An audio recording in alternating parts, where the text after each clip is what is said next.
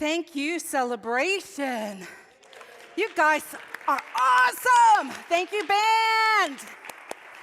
Oh, I don't want to love nobody but you. I don't want to love nobody but you. I don't want to love nobody but you. Bang, baby. I don't want to love nobody but you. I don't want to love nobody but you. I don't want to love nobody but you. Bang, baby. You guys rock. Thank you, thank you, thank you. So I obviously want to be part of Celebration. Can you tell? Oh my, they are amazing. And I just love them, and we are just so blessed.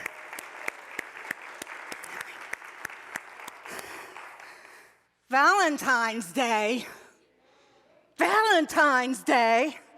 When I was in my 20s, my late 20s, early 30s, I loathed Valentine's Day. Just telling you, I was single. And that biological clock was ticking. And I was like, and I had these beliefs popping around in my head. You know, sure, I was lovable, just not lovable enough to have the romance of the lifetime. Where was the guy? Where was the guy with the grand gestures? You know, singing to me, pulling out all the stops, pledging undying love. Where was that? You see, I was making myself miserable because of my beliefs. I had a belief that once I found my soulmate, this love was going to be like a Hallmark movie.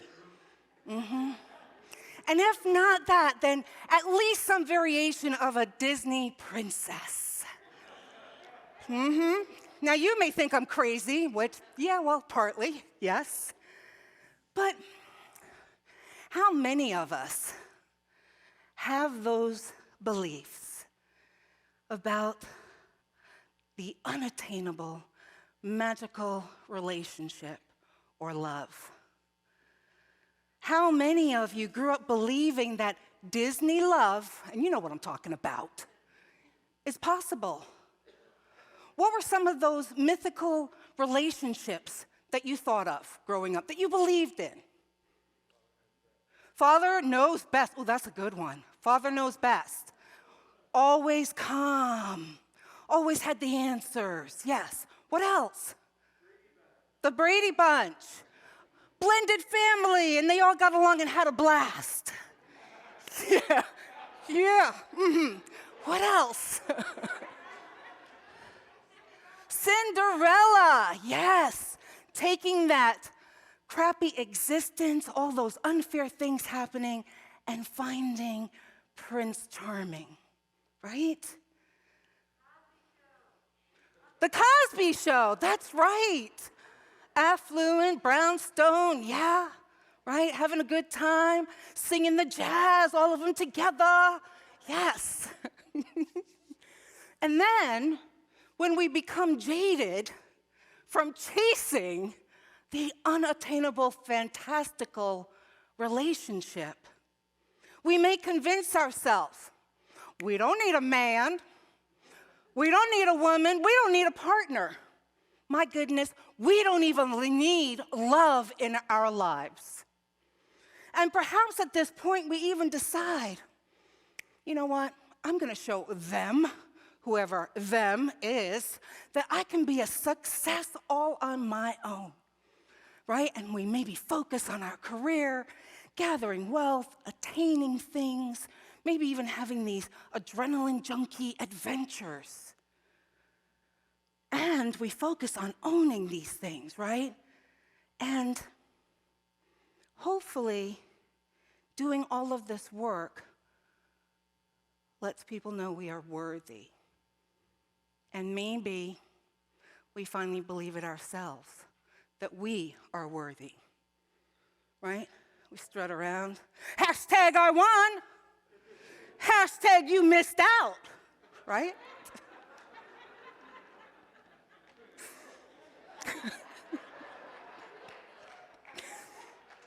And in our drive for world domination, right? Through the accumulation of things. The accumulation of degrees, titles. We become so identified with these things that we think they are our identity. Kyle Cease, in his book, The Illusion of Money, which this is the last week of the series that we're dealing with, The Illusion of Money. It's been a wonderful journey. I've heard so many positive things from people who have read the book, participated on Sundays, done the book study with me. But he writes this: this mental identification with the things around us is a kind of sickness that is pulling us further and further from the core of what we are. Your car is a tool. Your phone is a tool. Your home is a tool. But there's a mental attachment to these things that can cause us to be owned by the very things that we think we own. Pretty powerful. And in this process of accumulation, we lose sight of who we truly are and what's our soul's purpose. We forget our intention is to be the frequency of the divine, which is love. But we focus on climbing the ladder of success that society has defined for us, and we have become enmeshed with our intellect. We have convinced ourselves that our mind is truly who we are. And in doing so, we've gotten out of alignment with God. So how do we get back? How do we get back to being the frequency of love? The first thing we've got to do is we've got to disengage from the intellect. The mind works by categorizing in formulas. This is good, this is bad. This is up, this is down. Fat's not good, skinny's great. All of these labels and boxes that we put people into comes from the intellect. So what this requires of us to be in the frequency of love is to release the judgments, release the criticisms, release the opinions of the mind. And by making a decision to use the mind as a tool, we get to listen to our soul's calling. And we give ourselves permission to go beyond personality. Beyond personality. And when we go beyond the personality, it then frees us to experience love. To experience love. Cease writes, we go beyond all the layers of ego that are seeing something as wrong with the world or someone else or ourselves. Unconditional love is love beyond the conditions of the mind. Did you hear that?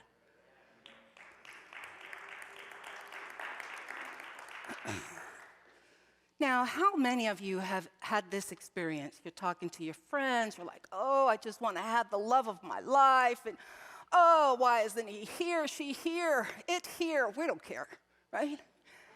And they'll say, you know, honey, you can't find love until you love yourself, right?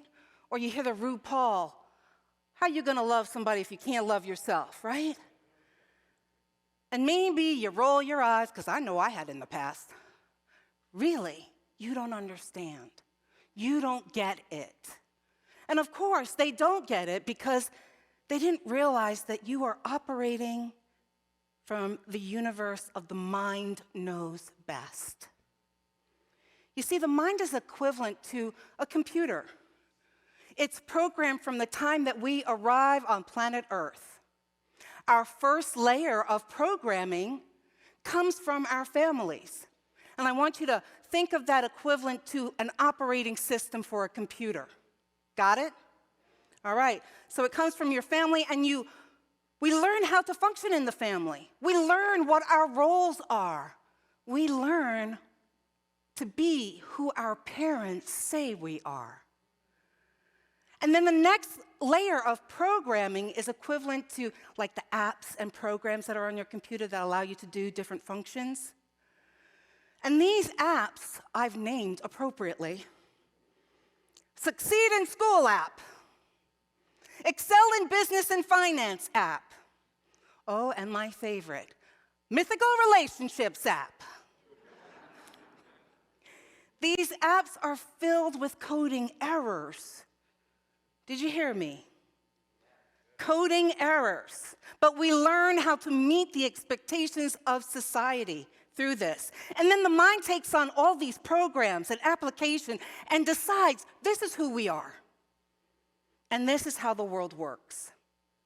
The mind absorbs all of the beliefs and opinions of others as truth, and then continues to bolster the broken systems that are in existence in our world with the belief that if we just had enough logic, we could fix it. And in order to navigate this plane of existence, to succeed in society, the mind has gotten used to overfunctioning. And then this confuses us into thinking we are the mind. If we are gossiping, if we are criticizing, if we are making accusations about others or even ourselves, that's not love. That's not love. What that is our mind wanting to win in any way possible. If our desire is to tear down another because we feel hurt or victimized by them, that's the mind justifying the behavior. That's not love. And if we are hurting others or ourselves and creating separation, we have forgotten our soul's purpose. But the truth is, you are not your mind. You are the essence of God. You are this beautiful manifestation of the magnificence of the universe. Did you get all of that? Because that's who you are. You are love. You are abundance. You've just been conditioned to believe otherwise. There is nothing for you to search for. You already have it. It's already you. You have been the love that you've been waiting for. It's you. It's you. You are your soulmate. Your soul is simply waiting for you to remember. Cease writes this: truly loving ourselves is magical.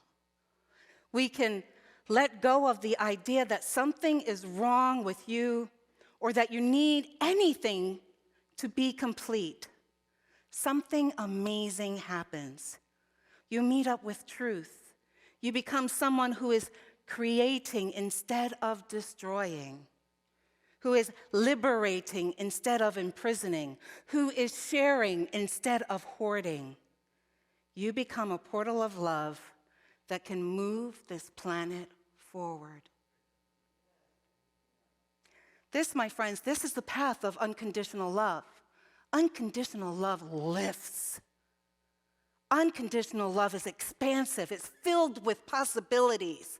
It's not of the mind. It is of the Christ. Unconditional love says, I may not understand you.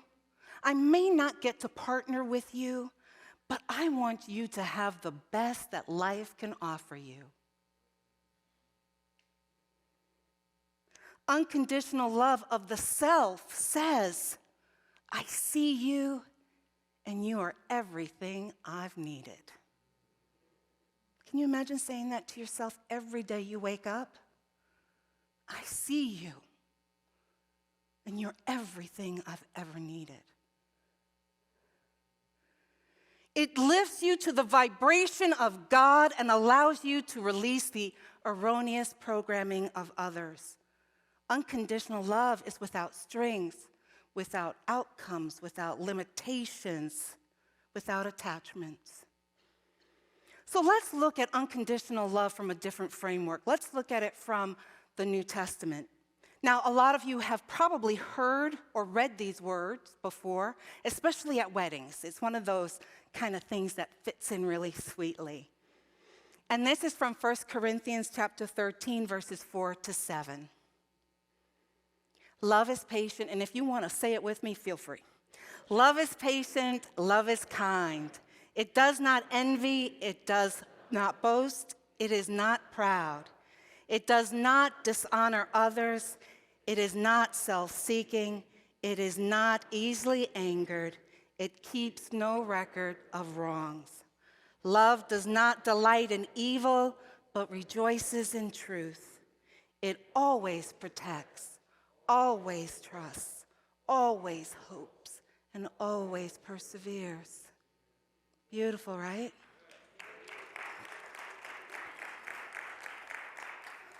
And you know, if I use a verse, I'm going to kind of do a little backdrop on what's going on and where do we pull this from.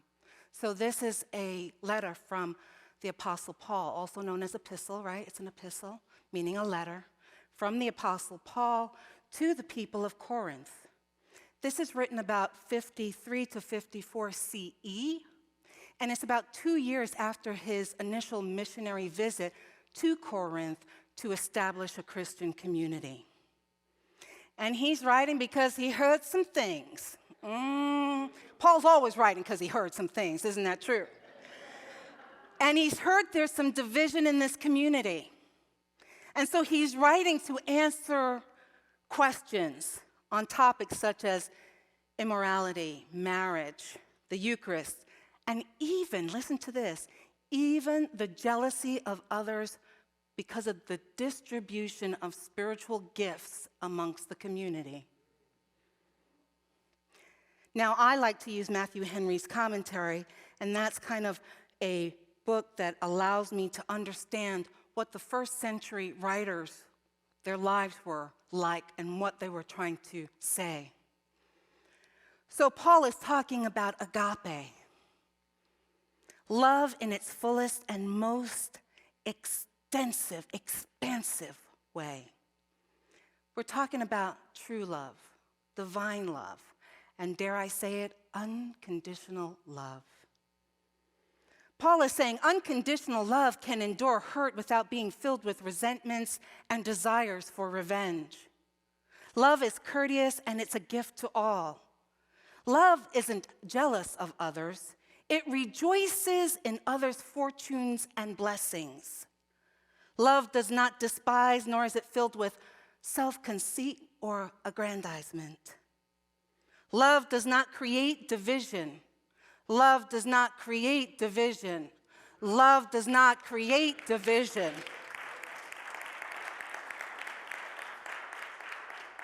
Love treats others with reverence, with kindness, with inclusion, with equality.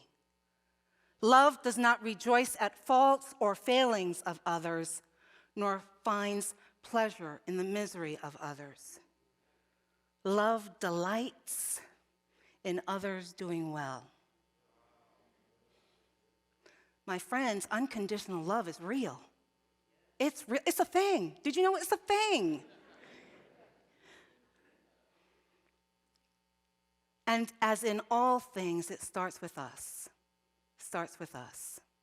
We must give ourselves the gift of unconditional love first.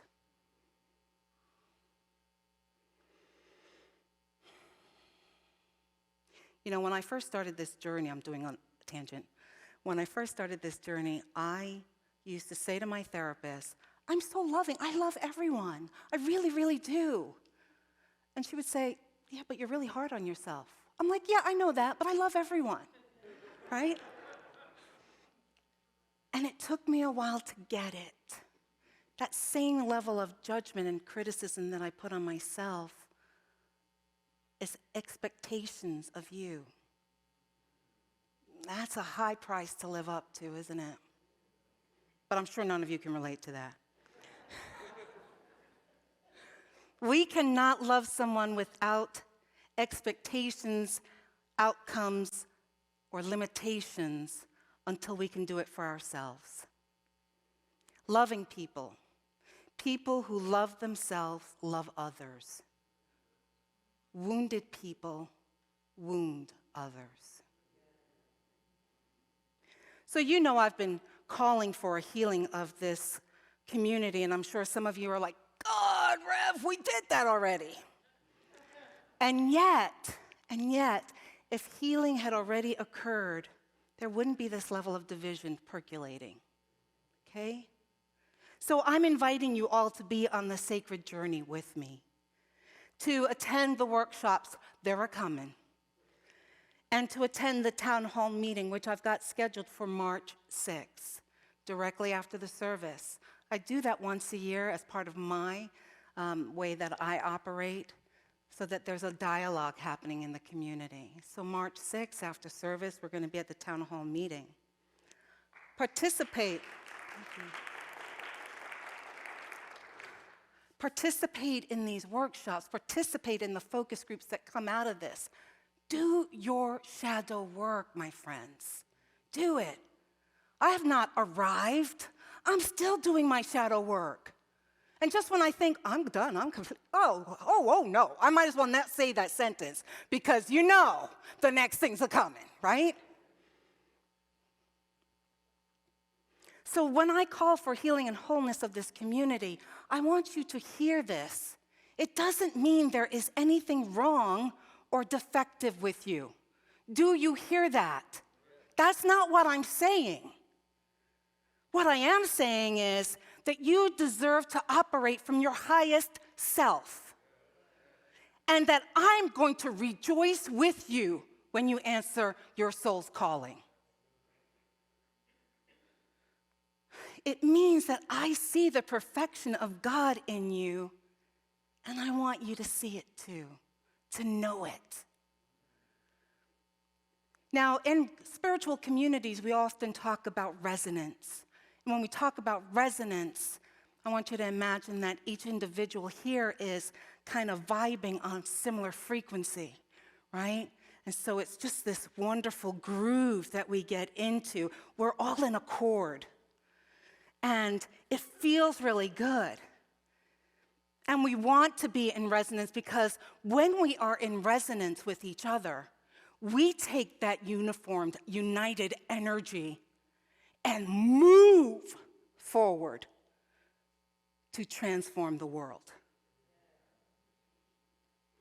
But when we are in dissonance meaning there is a lack of agreement, we just kind of stall out and seem to have difficulty in moving in any direction.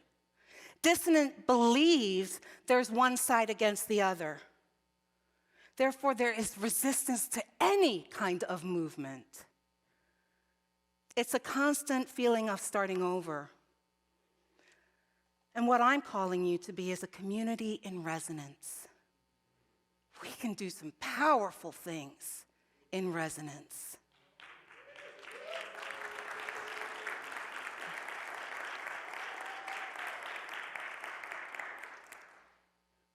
So cease. We're learning to love the fearful parts of ourselves and bringing our darkness into the light so it can be released. So that it can be released. It's a revolution where everyone is invited to take part in accessing a new level of freedom within themselves, to rise above our limitations and step into the next dimension of our evolution. My friends, the time is now. Now is the time for us to step into our truth, step into our power, and really embody the spiritual truth that there is no separation. There is only oneness. There is only oneness.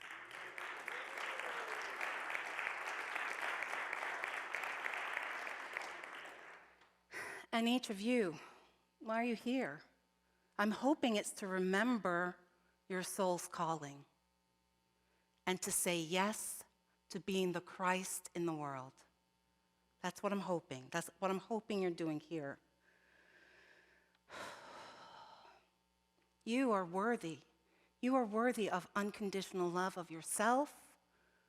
You are worthy of being around people that unconditionally love you. You are worthy of that. So this Valentine's Day, I'm inviting you to look at the cultural programming, right, that we've all been indoctrinated into to see or to believe what Valentine's Day should look like, right? And you can flip the script. You can change that. You can say, you know what I do on Valentine's Day? I take myself out on a date. Just me. You can decide this is the day that I give myself space to connect with my soul and remember the truth that I am unconditional love. Or you can choose to do nothing. But the choice is always yours. The choice is always ours. I'm just inviting you to be conscious in whatever you choose to do. So, if you still are like kind of, well, I get the whole unconditional love, but I'm struggling. I've done some things that just, gosh, I keep beating myself up over and over in my head. Then I'm going to invite you to stand in the mirror, look at yourself in the mirror, and say, I am everything I've ever wanted. I am everything I've ever wanted. Namaste.